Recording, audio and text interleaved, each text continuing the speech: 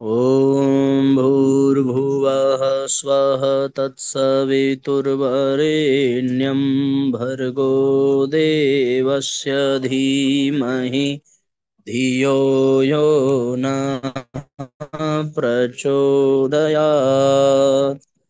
ॐ चैतन्यं शाश्वतं शान्तं व्योमातीतं निरञ्जनं नादबिन्दुसमानीतं तस्मै श्रीगुरुवे नमः। ॐ सद्गुरुचरणकमलेभ्यो नमः। वन्दे भगवतीं देवीं श्रीरामञ्च जगद्गुरुं पादपद्मे तयोः श्रुत्वा प्रणमामि मुहुर्मुहुः।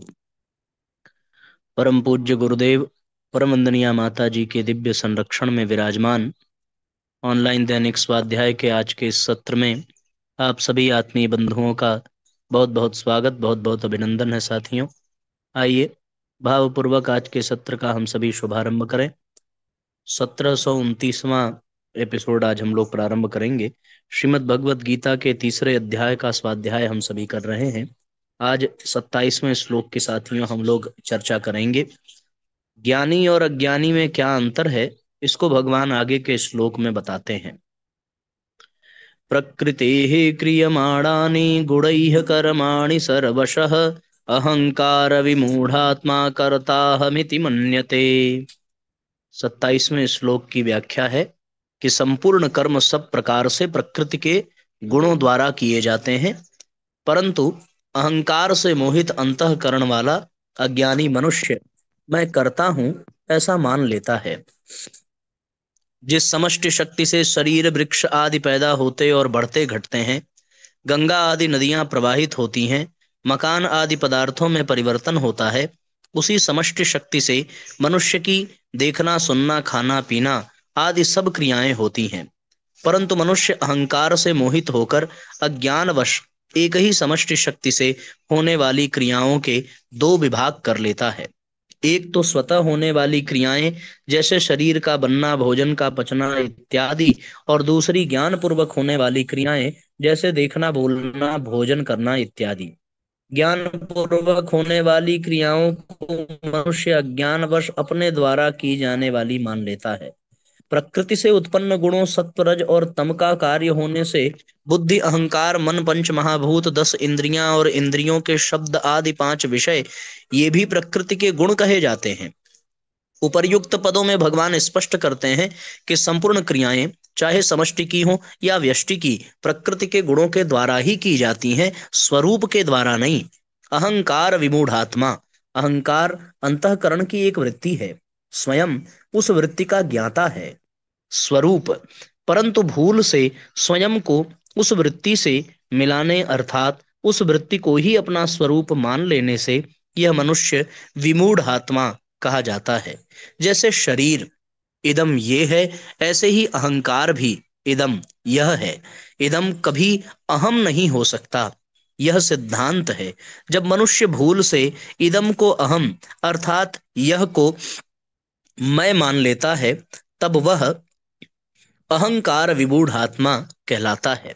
यह माना हुआ अहंकार उद्योग करने से नहीं मिटता, क्योंकि उद्योग करने में भी अहंकार रहता है। माना हुआ अहंकार मिटता है अस्वीकृति से अर्थात न मानने से। विशेष बात, अहम दो प्रकार के हैं। वास्तविक आधार रूप अहम, जैसे मैं हूं अपनी सत्ता मात्र। अवास्तविक माना हुआ अहम, जैसे मैं शरीर हूं। जिसको यहाँ वास्तविक अहम कहा है, वह वास्तव में अहम नहीं है, प्रत्युत सतरूप चितरूप तत्व है। उसको वास्तविक अहम इसलिए कहा है कि वह कभी बदलता नहीं, जबकि अवास्तविक वहम अहम बदलता है। जैसे कोई व्यक्ति पढ़ा लिखा नहीं है तो वह कहता है मैं मूर्ख हूं, अनपढ़ हूं, और पढ़ लिख कर वही व्यक्ति कहता है मैं विद्वान हूं, पढ़ा लिखा हूं। इस प्रकार अहम के बदलने पर भी अपनी सत्ता नहीं बदलती। माने हुए अहम के साथ सदा रहने से ही उस सत्ता को वास्तविक अहम कहते हैं। माने हुए अहम का साथ मिटते ही अर्थात वहां से दृष्टि हटते ही वह वास्तविक अहम सच्चिदानंद स्वरूप हो जाता है। यद्यपि संपूर्ण कर्म सब प्रकार से प्रकृति जन्य गुणों के द्वारा ही किए जाते हैं। तथापि अहंकार से मोहित अंतःकरण वाला अज्ञानी मनुष्य कुछ कर्मों का कर्ता अपने को मान लेता है, कारण कि वह अहंकार को ही अपना स्वरूप मान बैठता है। अहंकार के कारण ही मनुष्य शरीर, इंद्रियां, मन आदि में मैंपन कर लेता है और उनकी क्रियाओं का कर्ता अपने को मान लेता है। यह विपरीत मान्यता मनुष्य ने स्वयं की है, इसलिए इसको मिटा भी वही सकता है। इसको मिटाने का उपाय है इसे विवेक विचार पूर्वक न मानना, क्योंकि मान्यता से ही मान्यता कटती है। एक करना होता है और एक न करना। जैसे करना क्रिया है, ऐसे ही न करना भी क्रिया है। सोना, जागना, बैठना, चलना, समाधिस्थ होना आदि सब क्रियाएं हैं। क्रिया मात्र प्रकृति में होती है, स्वयं में करना और न करना दोनों ही नहीं है, क्योंकि वह इन दोनों से परे है। वह अक्रिय और सबका प्रकाशक है। यदि स्वयं में भी क्रिया होती तो वह क्रिया शरीर आदि में परिवर्तन रूप क्रियाओं का ज्ञाता कैसे होता। करना और न करना वहां होता है जहां अहम रहता है। अहम न रहने पर क्रिया के साथ कोई संबंध नहीं रहता। करना और न करना दोनों जिससे प्रकाशित होते हैं, उस अक्रिय तत्व यानी आत्म स्वरूप में मनुष्य मात्र की स्वाभाविक स्थिति है। परंतु अहम के कारण मनुष्य प्रकृति में होने वाली क्रियाओं में से अपना संबंध मान लेता है। प्रकृति से माना हुआ संबंध ही अहम कहलाता है। विशेष बात, जिस प्रकार समुद्र का ही अंश होने के कारण लहर और समुद्र में जातीय एकता है, अर्थात जिस जाति की लहर है उसी जाति का समुद्र है, उसी प्रकार संसार का ही अंश होने के कारण शरीर की संसार से जातीय एकता है। मनुष्य संसार को तो मैं नहीं मानता, पर भूल से शरीर को मैं मान लेता है। जिस प्रकार समुद्र के बिना लहर का अपना कोई स्वतंत्र अस्तित्व नहीं है, उसी प्रकार संसार के बिना शरीर का अपना कोई अस्तित्व नहीं है। परंतु अहंकार से मोहित अंतःकरण वाला मनुष्य जब शरीर को मैं अपना स्वरूप मान लेता है, तब उसमें अनेक प्रकार की कामनाएं उत्पन्न होने लगती हैं।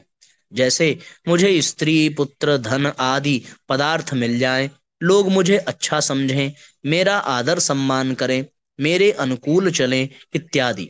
उसका इस ओर ध्यान ही नहीं जाता कि शरीर को अपना स्वरूप मानकर मैं पहले से ही बंधा बैठा हूँ, अब कामनाएं करके और बंधन बढ़ा रहा हूँ, अपने को और विपत्ति में डाल रहा हूँ। साधना काल में मैं प्रकृतिजन्य गुणों से सर्वथा अतीत हूँ, ऐसा अनुभव न होने पर भी जब साधक ऐसा मान लेता है, तब उसे वैसा ही अनुभव हो जाता है। इस प्रकार जैसे वह गलत मान्यता करके बंधा था, ऐसे ही शरीर सही मान्यता करके मुक्त हो जाता है, क्योंकि मानी हुई बात न मानने से मिट जाती है। यह सिद्धांत है। इसी बात को भगवान ने 5वें अध्याय के 8वें श्लोक में नैव किंचित करोमीति युक्तो मन्येत तत्ववित् पदों में मन्येत पद से प्रकट किया है कि मैं करता हूँ। इस अवास्तविक मान्यता को मिटाने के लिए मैं कुछ भी नहीं करता, ऐसी वास्तविक मान्यता करनी होगी। मैं शरीर हूँ, मैं करता हूँ आदि असत्य मान्यताएं भी इतनी दृढ़ हो जाती हैं कि उन्हें छोड़ना कठिन मालूम देता है।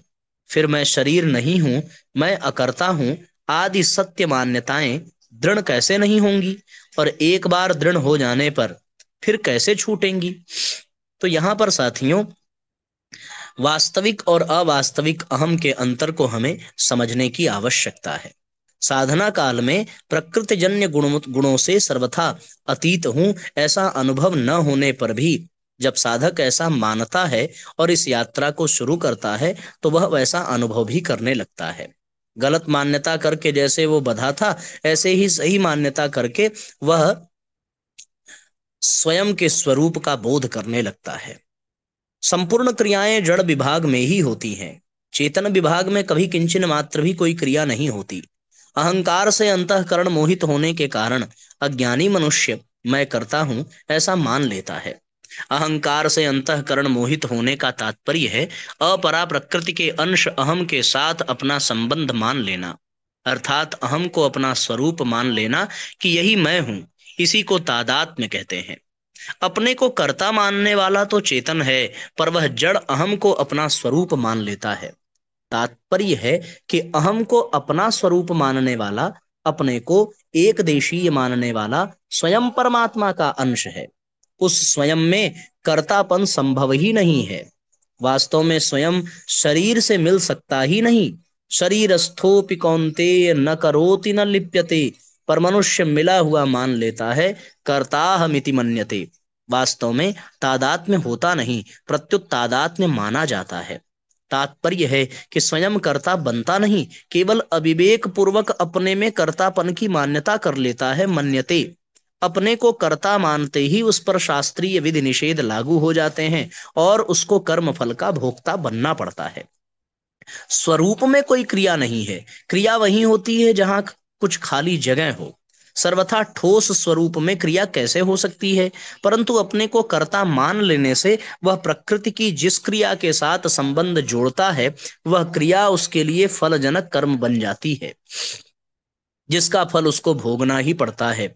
कारण कि जो कर्ता होता है वही भोक्ता होता है। स्वरूप का कारक मात्र से सर्वथा संबंध विच्छेद है। इसलिए स्वरूप में लेश मात्र भी कर्तृत्व नहीं है। कर्तृत्व का विभाग ही अलग है।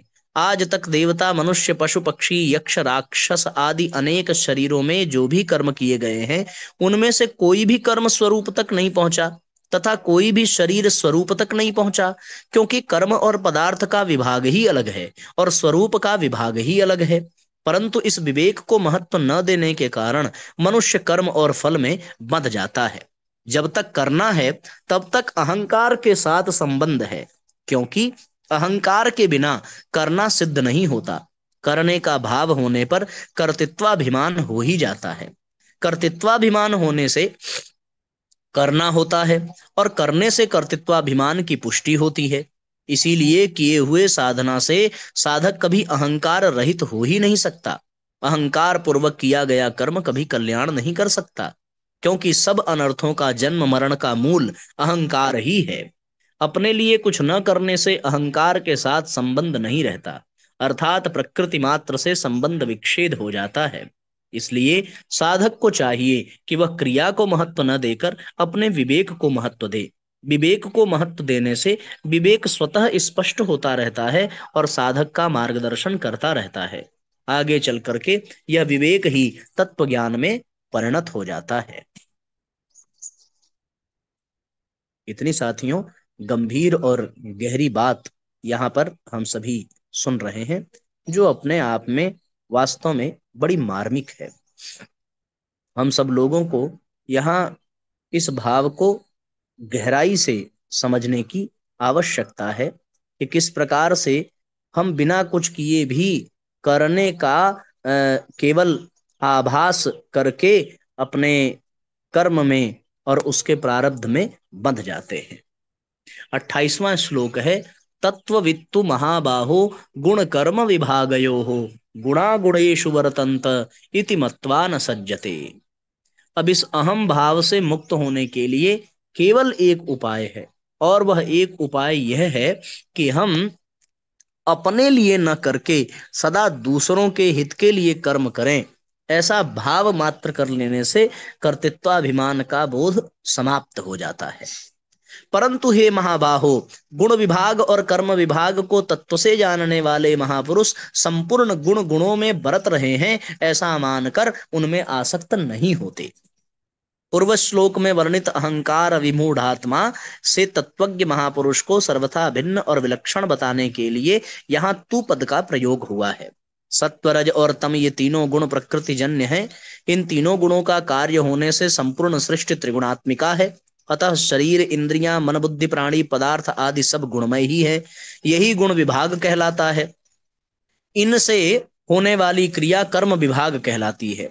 गुण और कर्म अर्थात पदार्थ और क्रियाएं निरंतर परिवर्तनशील हैं। पदार्थ उत्पन्न और नष्ट होने वाले हैं तथा क्रियाएं आरंभ और समाप्त होने वाली हैं। ऐसा ठीक ठीक अनुभव करना ही गुण और कर्म विभाग को तत्व से जानना है। चेतन में कभी कोई क्रिया नहीं होती, वह सदा निर्लिप्त निर्विकार रहता है, अर्थात उसका किसी भी प्राकृत पदार्थ और क्रिया से संबंध नहीं होता।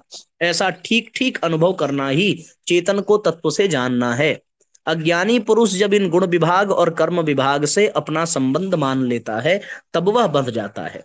शास्त्रीय दृष्टि से तो इस बंधन का मुख्य कारण अज्ञान है, पर साधना की दृष्टि से, साधक की दृष्टि से राग ही मुख्य कारण है। राग यानी राग अविवेक से होता है। विवेक जागृत होने पर राग नष्ट हो जाता है। यह विवेक मनुष्य में विशेष रूप से है। आवश्यकता केवल इस विवेक को महत्व देकर जागृत करने की है। अतः साधक को विवेक जागृत करके विशेष रूप से राग को ही मिटाना चाहिए। तत्व को जानने की इच्छा रखने वाला साधक भी अगर नहीं होता, तो वह गुण विभाग और कर्म विभाग को तत्व से जान लेता है।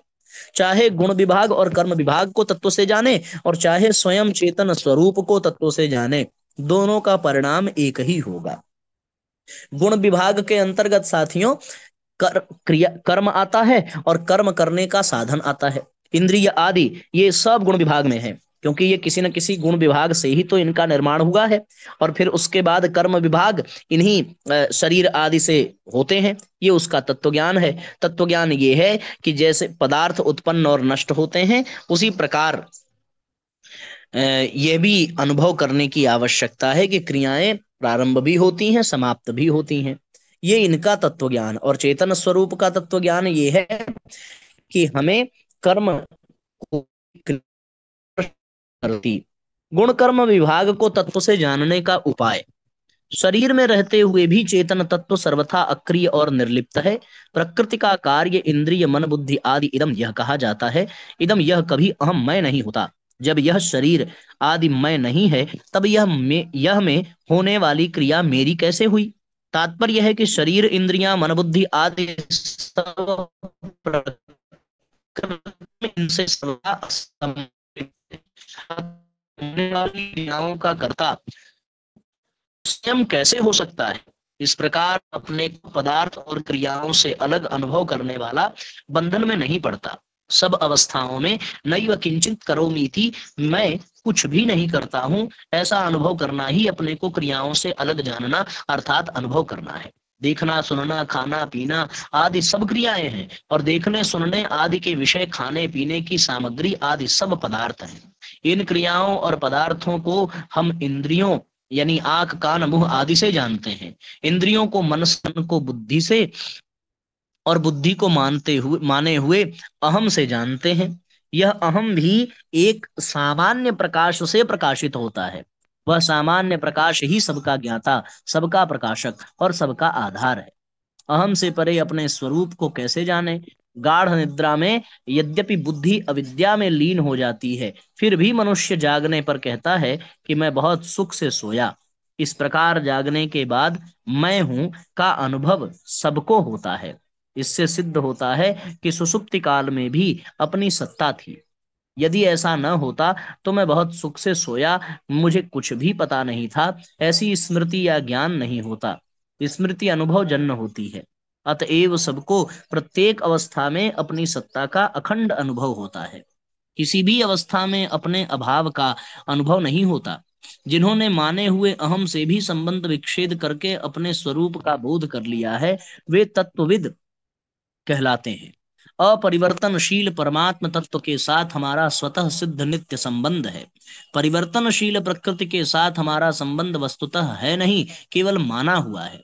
प्रकृति से माने हुए संबंध को यदि विचार के द्वारा मिटाते हैं तो उसे ज्ञान योग कहते हैं, और यदि वही संबंध पर हितार्थ कर्म करते हुए मिटाते हैं तो उसे कर्म योग कहते हैं। प्रकृति से संबंध विच्छेद होने पर ही योग होता है, अन्यथा केवल ज्ञान और कर्म ही होता है।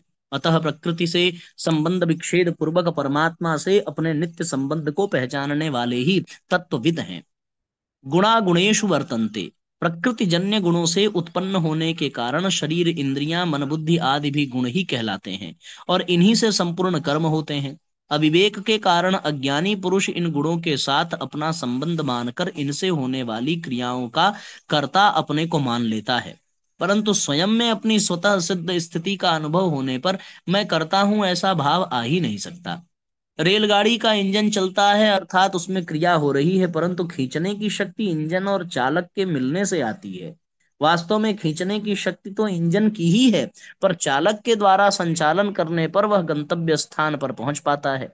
कारण कि इंजन में इंद्रियां मन बुद्धि नहीं है, इसलिए उसे इंद्रियां मन बुद्धि वाले चालक की जरूरत पड़ती है। परंतु मनुष्य के पास शरीर रूपी इंजन भी है और संचालन के लिए इंद्रियां मन बुद्धि भी हैं। शरीर इंद्रियां मन बुद्धि ये चारों एक सामान्य प्रकाश से सत्ता स्फूर्ति पाकर ही कार्य करने में समर्थ होते हैं। सामान्य प्रकाश का प्रतिबिंब यानी ज्ञान का प्रतिबिंब बुद्धि में आता है। बुद्धि के ज्ञान को मन ग्रहण करता है, मन के ज्ञान को इंद्रियां ग्रहण करती हैं, और फिर शरीर रूप इंजन का संचालन होता है। बुद्धि मन इंद्रियां शरीर ये सब के सब गुण हैं, और इन्हें प्रकाशित करने वाला अर्थात इन्हें सत्ता स्फूर्ति देने वाला स्वयं इन गुणों से असंबद्ध निर्लिप्त रहता है।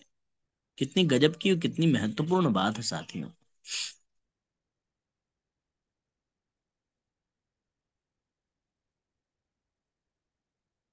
वाणी पदार्थ है, बोलने की प्रवृत्ति क्रिया है, और बोलना समष्टि शक्ति से हो रहा है, अर्थात गुण ही गुणों में बरत रहे हैं। परंतु मनुष्य अज्ञानवश पदार्थ और क्रिया को अपना मान करके स्वयं कर्ता बन जाता है। आगे कहते हैं भगवान, बुद्धि मन इंद्रियां शरीर ये सब के सब गुण हैं, और इन्हें प्रकाशित करने वाला स्वयं यानी हमारी अंतरात्मा है। अतः वास्तव में संपूर्ण गुण ही गुणों में बरत रहे हैं। श्रेष्ठ पुरुष के आचरण को सब लोग अनुसरण करते हैं। इसीलिए भगवान ज्ञानी महापुरुष के द्वारा लोक संग्रह कैसे होता है इसका वर्णन करते हुए कहते हैं कि जिस प्रकार वह महापुरुष संपूर्ण गुण ही गुणों में बरत रहे हैं, ऐसा अनुभव करके उनमें आसक्त नहीं होता, उसी प्रकार साधक को भी वैसा ही मानकर उनमें आसक्त नहीं होना चाहिए। ये क्रम साथियों, स्वयं का प्रकाश बुद्धि को अनुभव होता है, बुद्धि का ज्ञान मन को अनुभव होता है, मन बुद्धि के ज्ञान का अनुसरण करता है, और फिर उस ज्ञान के आधार पर जब इंद्रियां मन का अनुसरण करती हैं तब कर्म संपन्न होता है उन इंद्रियों के द्वारा। इन सब के मूल में प्रकाश हमारे अपने आत्म तत्व से ही इन्हें प्रदान किया जा रहा है। आकर्षण सदा सजातीयता में ही होता है। जैसे कानों का शब्द में, त्वचा का स्पर्श में, नेत्रों का रूप में, जिह्वा का रस में, नासिका का गंध में आकर्षण होता है, इसी प्रकार पांचों इंद्रियों का अपने अपने विषयों में ही आकर्षण होता है। एक इंद्रिय का दूसरी इंद्रिय के विषय में कभी आकर्षण नहीं होता। तात्पर्य यह है कि एक वस्तु का दूसरी वस्तु के प्रति आकर्षण होने में मूल कारण उन दोनों की सजातीयता ही। आकर्षण प्रवृत्ति एवं प्रवृत्ति की सिद्धि सजातीयता में ही होती है। विजातीय वस्तुओं में न तो आकर्षण होता है, न प्रवृत्ति होती है, और न प्रवृत्ति की सिद्धि ही होती है। इसलिए आकर्षण प्रवृत्ति और प्रवृत्ति की सिद्धि सजातीयता के कारण प्रकृति में ही होती है। परंतु पुरुष चेतन में विजातीय प्रकृति जड़ का जो आकर्षण प्रतीत होता है, उसमें भी वास्तव में प्रकृति का अंश ही प्रकृति की ओर आकर्षित होता है। करने और भोगने की क्रिया प्रकृति में ही है, पुरुष में नहीं है। पुरुष तो सदा निर्विकार है, नित्य अचल तथा एक रस है।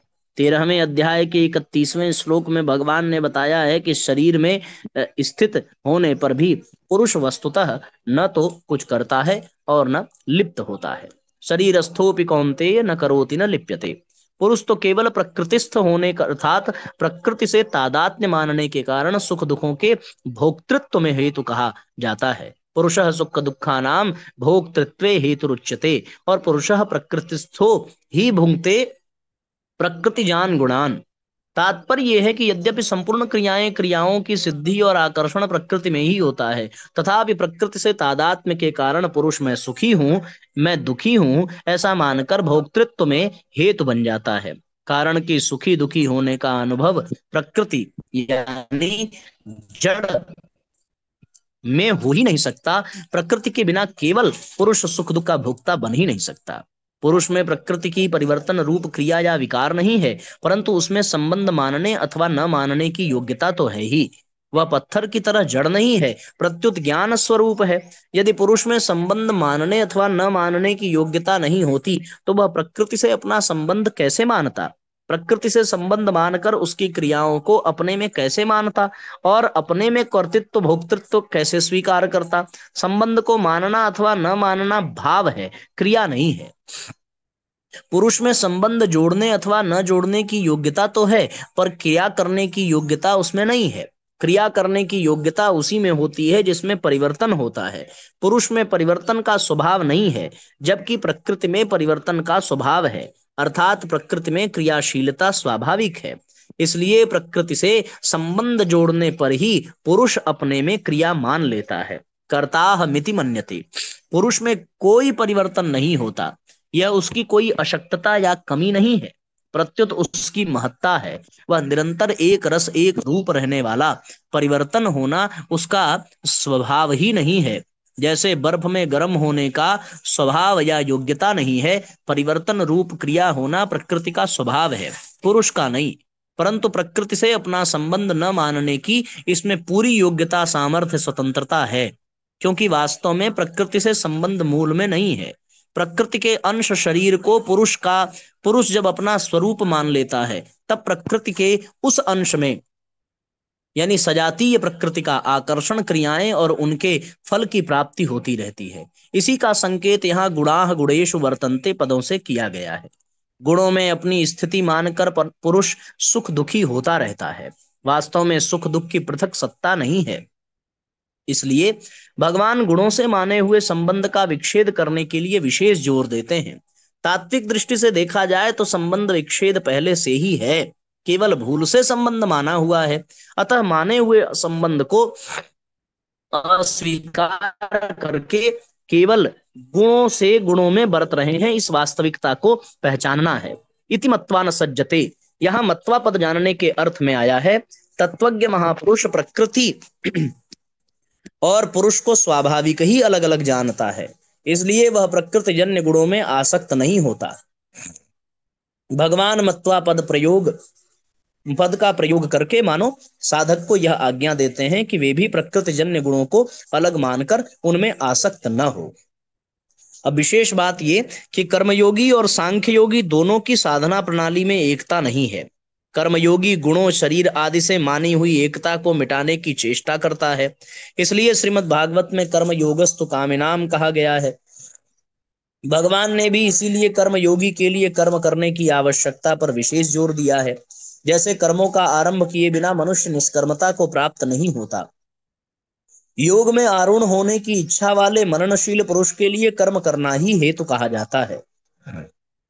कर्मयोगी कर्मों को तो करता है, पर उनको अपने लिए नहीं प्रत्युत दूसरों के हित के लिए करता है। इसलिए वह उन कर्मों का भोक्ता नहीं बनता। भोक्ता न बनने से अर्थात भोक्तृत्व का नाश होने से कर्तृत्व का नाश स्वतः हो जाता है। तात्पर्य यह है कि कर्तृत्व में जो कर्तापन है वह फल के लिए ही है। फल का उद्देश्य न होने पर कर्तृत्व नहीं रहता। इसलिए वास्तव में कर्मयोगी भी कर्ता नहीं बनता। सांख्य योगी में विवेक विचार की प्रधानता रहती है। वह प्रकृति जन्य गुण ही गुणों में बरत रहे हैं ऐसा जानकर अपने को उन क्रियाओं का कर्ता नहीं मानता। इसी बात को भगवान आगे 13वें अध्याय के 29वें श्लोक में कहेंगे कि जो पुरुष संपूर्ण कर्मों को सब प्रकार से प्रकृति द्वारा ही किए जाते हुए देखता है और स्वयं को अकर्ता देखता है, वही यथार्थ देखता है। इस प्रकार सांख्य योगी कर्तृत्व का नाश करता है। कर्तृत्व का नाश होने पर भोक्तृत्व का नाश स्वतः हो जाता है। तीसरे अध्याय के आरंभ से ही भगवान ने कई उदाहरण एवं दृष्टिकोणों से कर्म करने पर ही जोर दिया है।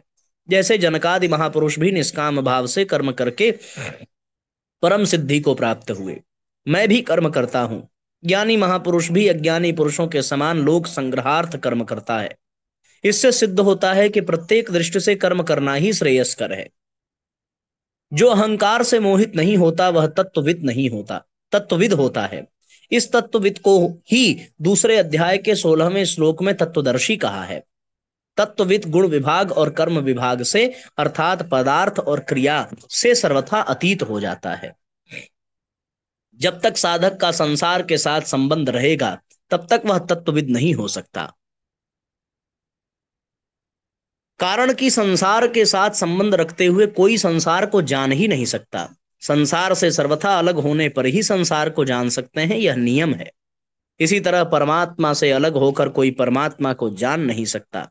परमात्मा से एक होकर ही परमात्मा को जान सकते हैं, यह नियम है। कारण यह है कि वास्तव में इस संसार से अलग हैं और परमात्मा से एक है। शरीर की संसार के साथ एकता है, हमारी परमात्मा के साथ एकता है। इस तरीके से साथियों, ये बड़ा महत्वपूर्ण सूत्र और बड़ा अलौकिक सिद्धांत हम सब लोगों को आज के स्वाध्याय में प्राप्त हुआ। आइए, किसी के मन में कोई प्रश्न, कोई जिज्ञासा हो तो अवश्य नीचे लिखेंगे, हम लोग कल उस पर चर्चा करेंगे। अब गायत्री मंत्र के साथ आज के सत्र को विश्राम देते हैं। ओम भूर्भुवः स्वः तत्सवितुर्वरेण्यं भर्गो देवस्य धीमहि धियो यो नः प्रचोदयात्। सभी आत्मीय बंधुओं को बहुत बहुत प्रणाम। सबका मंगल हो साथियों। जय राम जी की शुभ